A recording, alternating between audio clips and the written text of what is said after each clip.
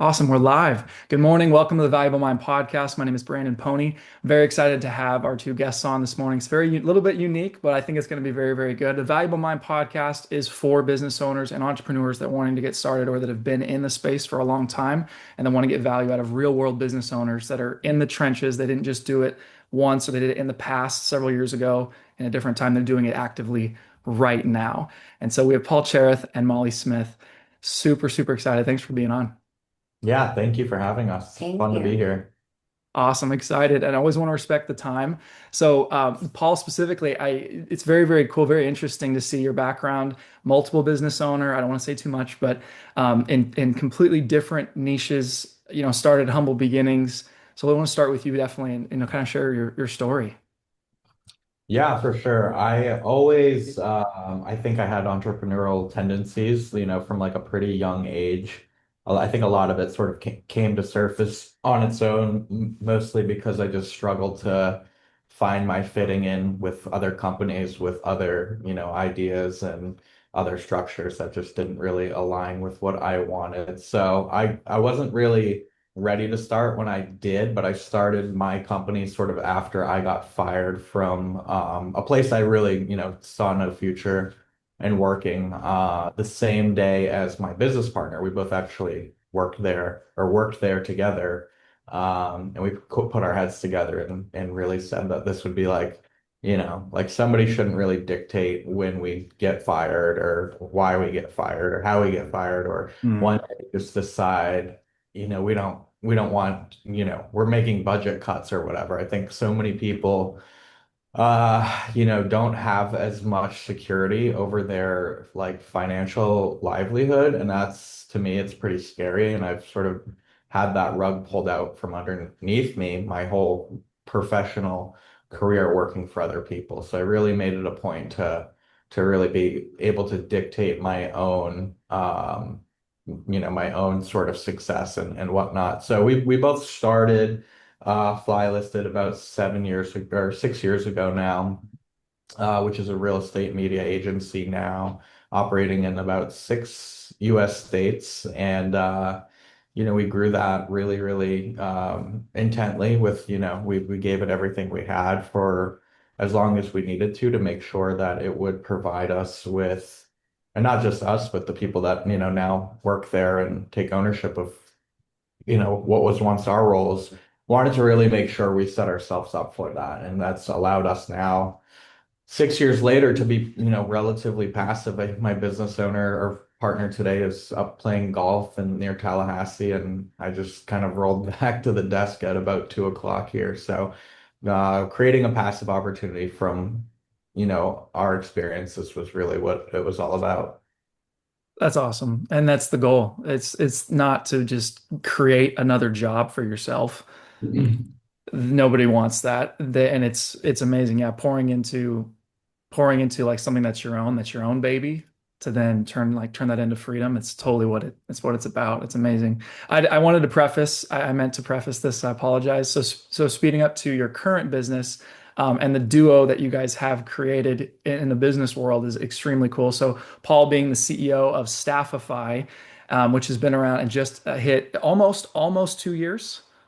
Yeah, it'll be 2 years this December. It's So yeah, December. Okay. about exactly a year and 8 months now. It's creeping up, but was able to turn it into a seven-figure business within a year.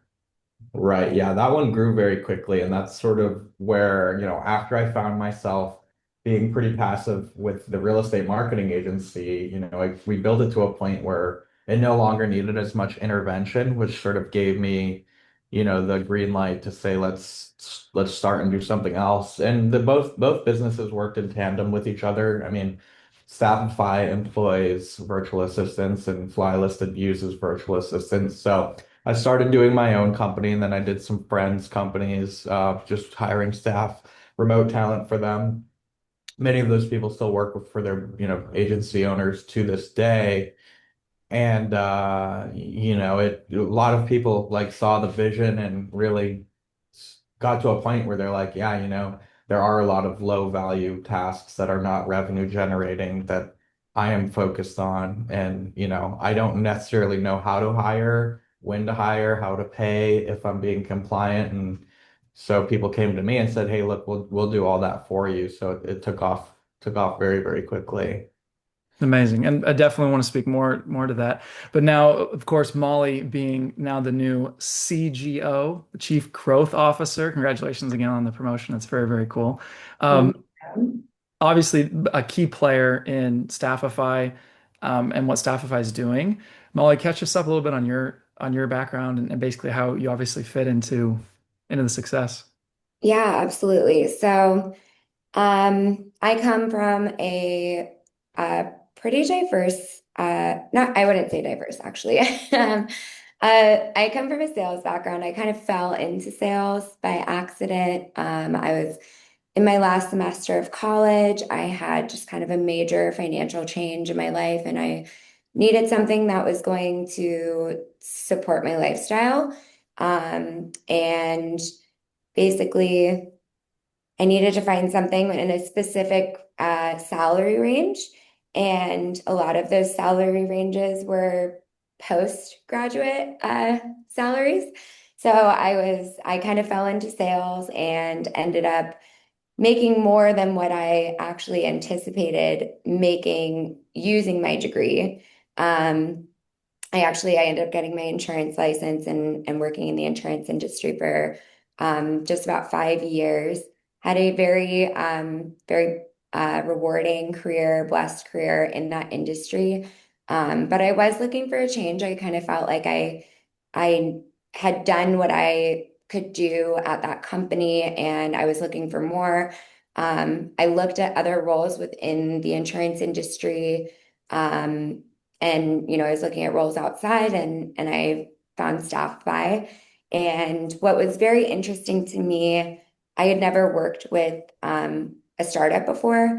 And so I really liked that I could have kind of the same agency that I had as a 1099 role in my last job, where I kind of had a lot of ownership over my book of business.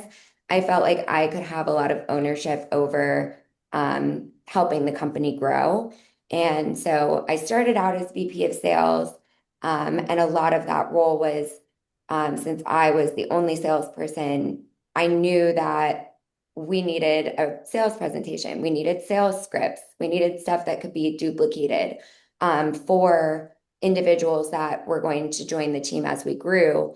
So I was really responsible for generating a lot of that content, and then it kind of snowballed. Seeing different gaps. I think Paul is very good at, like starting businesses. He has the vision. I'm very good at like kind of the niche details, like the website needs to look really visually appealing if we're going to be running ads. And Mhm. um, we need to tweak this verbiage in the contract so that we're able to implement this certain. One example, I guess, is we have a software that can tap into our VA's computers. Um, that we started, a lot of the VAs were pushing back on that, saying they didn't want it. So I'm like, okay, we need to change the contract now. Moving forward, we can't go backwards, but anybody we subsequently hire, it needs to be in their contract that, hey, you're authorizing that you're going to download this software, and we're only tapping in when they're on working hours. Um, so just like little things like that. And I think that's where my role really expanded, just from sales to really helping the company grow into just something that we can make very big. And I think one of the things that Paul and I both share is vision on what we want to grow this to. And it's, we are doing very well. Am I allowed to share like Yeah. approximate numbers? So we are doing, actually, as of today, we were right at like 98. As of today, we've breached 100,000 a month, which is awesome. But we want to triple that, quadruple that, and we know that we can. We know that there's such a need for this. It's not very niche in the sense that, everybody needs good people. Everybody needs affordable talent. And I think the biggest barrier is educating people that this exists and that it can be something that is very valuable for their company and kind of get past the stigma of working virtually with talent. Huge, huge. I think we kind of all need a woman in our life to keep us organized and grounded and the things that we miss all the time. That's yeah, it's amazing. It's obvious the value that you bring. I'm curious. So just a little more detail. So about Staffify, I mean, within 8 months, isn't this it reached about seven figures in 8 months? Yeah, just about. So, and obviously coming from humble beginnings to being able to build not just this is not your first business, obviously, but this doesn't just happen. This isn't an accident. I'd love to share or love to have you share what you could on how did that happen? Like what was it that made that growth happen? Yeah, for sure. I mean, a lot of this is focused, we took a lot of what we learned at the startup we worked at for Fly Listed, which was Mhm. just like a really good system, or systems rather, like making sure we have a proper CRM, a proper email, a VoIP, visibility and delegation channels like set up. And we did that for Fly Listed, we did that for Staffify. So Staffify was really easy to just kind of hit the ground running because we invested in like accountability really systems. A lot of these business owners just try to get as far as they can on their own without like that. They look at a bill for HubSpot to be $400 or $500. They, try to outsmart or outwit these costs with either their brain or slapping Google Sheets together. And I think just everything we've ever done, like if it's not scalable, we just don't pursue it. So that's been top priority for us with everything, right? That means like, if you can't teach this to somebody and you can't replicate it 100 times over, then there's really no point in doing it. So it makes it very clear on like what we should be working on, Hmm. how much effort we should be putting into certain things. And one hand sort of fed the other with, Fly Listed being what it was, the influence that it had on the market. We sort of tapped into that influence. So starting a second business is, I guess, sort of within the same ball field is much easier, I guess, once you've already had some, like a track record that you can lean into. Because we definitely did do that a lot with Staffify. Fly Listed is a pretty well-known, well-respected company just within its space. Absolutely. And so you basically got really good at removing friction and reducing it. Yeah. And it took the same processes that you had and that makes sense. That's amazing. Very, very cool. So now what's very relatable to most business owners, because obviously any business doesn't usually just go like this. There's this, all around, especially with a first business that people start. Um, what are some of the challenges you guys are kind of focusing on right now with Staffify? Yeah, some of our softwares and systems that we once started, using our pants basically grew a little bit too big, so we were trying to find something currently off the shelf, and we're coming to find out that it doesn't exist. So we've now hired a development team to basically make us some custom development and sort of software and integrations to support, the next sort of phase of billing $100,000 a month, because that's where we're at. And will this next leap take us from 100K to a 250,000 a month without any trouble? We basically broke the payroll system, right? Where the funds were taking so long to clear, as the amounts and transactions got bigger and bigger. And that's sort of what we're trying to unpack over here right now. So things happen, they will happen. It's really a matter of how quickly you can mitigate those issues, right? Because it does Mhm. affect people, it does affect, potentially your customers and definitely your employees and your clients. So, we want to try to make it not look like sometimes there's a big burning barbecue in the background and keep everything running pretty smoothly. I So, think another thing too that we were just laughing about the other day, I feel like all of the issues happen to arise like 3, 4 p.m. on Friday. It's like every time. And that's like, everybody values their weekends. Um, and so that's like one of the struggles when you're running a a business, right? Is like everybody wants to be able to turn off and enjoy their weekend. And, um, sometimes you can't. Sometimes you have to Mhm. put out fires. Sometimes you have to kind of go through the growing pains of getting like Staffify isn't quite where Fly Listed is yet. We would love to get to that point, to where we have somebody else who can put out the fires on a Friday afternoon.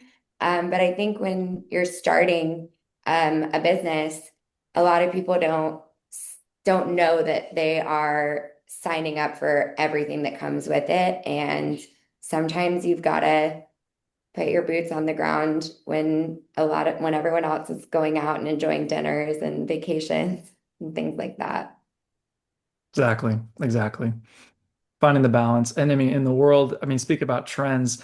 I want to respect your guys' time and I appreciate so far the time that you've put in. When in the world like of the we had COVID happen, boosted a lot of people's business, destroyed some people's business. It was almost like a springboard in the world of like staffing and recruiting though. It was uh, a pretty big springboard. But now that there's like this AI world and think people, a lot of business owners are very like cautious. Some are very aggressive towards it. Some are completely against it. Like what's been, speaking to trends, either one of you, what are some of these trends? Like how are you navigating this, with these different things going on? Yeah, I mean the best way is like we're really just like harnessing it. I think a lot of people think that it's gonna like derail their business and it definitely can. It's a good train to hop on and to be able to like a big part of our development yesterday that we went through is like, okay, how can we link AI to this? How can we harness AI to give better insights to our clients and our custom portal and stuff? So every business can capitalize on it, and that's the reality. The people who are just like feeling threatened by it are operating in a way that they just don't understand how to leverage it. So there'll probably be a lot of companies that pop up, if not already, that will basically consult businesses on what can AI do for them. And so it's not so much just like the way people will interact and transact with these businesses is will definitely change in some way. So a lot of these people who just can't get on board with it will obviously suffer, the biggest consequences of that. Mhm. And I also think that for us specifically, like we have certain clients who will say, oh, well, I could just have an AI. There's like AI email plugins and phone callers and different things. And um, I think all of that stuff is great. I don't think it's quite there yet to where it can really replace human interaction. And I think there will always be a need and a desire for human interaction. Um, Even I think in our lifetime, we're going to see crazy, crazy things with AI. Even then, I think just that really human understanding and touch on things, I don't think you can really replace that, at least in certain aspects of business. And so, I think we're going to leverage AI, like Paul said, for everything that we can automate, but we're not really worried about AI replacing the need for what we do because it's always going to be a need somehow, somewhere in their business.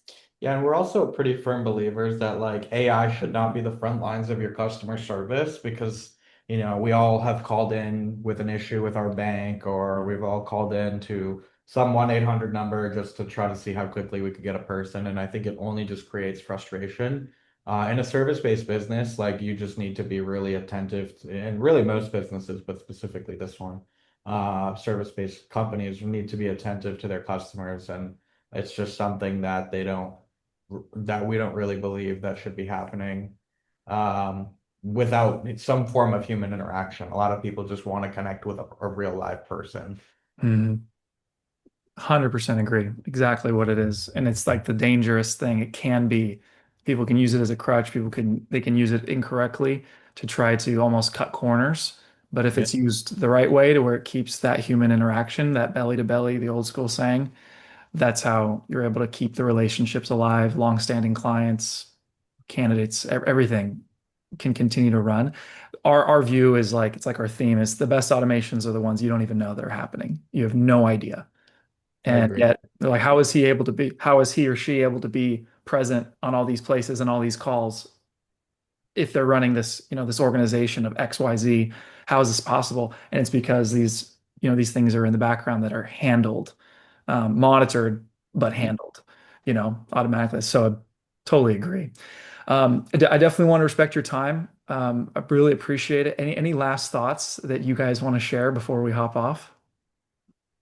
I would say that like if anybody is considering like entrepreneurship in some way, shape, or form, that it's if you give it like if you call it a side hustle, it'll always be kind of like a part-time thing. I think it's like limiting when people do that, but if you really go all in on it, especially if you're presented with a situation where like maybe you have a family, kids, mortgage, all that stuff, and failure really isn't an option. I would always say like go all in on it and give it everything you have, everything you've got. Because I've seen like the best businesses born through somebody like having their back against the wall versus kind of just winging it, wanting to see if they can make a quick buck and figuring out if this is going to work for them. If you do it exclusively for the money, if you hear, oh, you can make a lot doing this, it'll almost certainly not work out. Like if you just chase the dollars for in one way, you might make money, but you'll either get sick of it, it'll be a loss of passion. It's just, and I see a lot of people go down that road and it's just kind of a bummer. So, Gosh, that's so, so accurate. Yes. I've seen it, been guilty of it in the past, learned from it. That's yeah, exactly I right. think we all have, trust me. Yeah, that's So, exactly right. Let's jump into this. It's shiny object syndrome, the whole thing. yeah. Yeah. How do we get in touch with you guys? How do we get connected with you and Staffify? So our website is www.gostaffify.com. Pretty much everything you need is on there. You can book a call with us if you're looking for a VA. We do also offer stateside staffing, so we can help with that as well. All of the links for that are right on our website. You can book a call directly on our calendar, or you can shoot us an email at hello@gostaffify.com. We're very responsive. And we do offer certain programs as well for entrepreneurs through Staffify Academy, which is also on our website. Working on that landing page actually right now. But we just had our first cohort of that, and it was very successful. So we're looking to kind of grow that and add more and help as many people as we can navigate the waters of entrepreneurship. Awesome. Solid. And it'll be linked. It'll be linked. Thank you both again for the time. Paul Cherith, CEO of Staffify, and Molly Smith, the Chief Growth Officer of Staffify. Thanks so much again for the time. Appreciate you. Thank Thank you so you. much. Nice to meet you This is the again. Valuable Mind Podcast. Have a good day. Yeah, you too.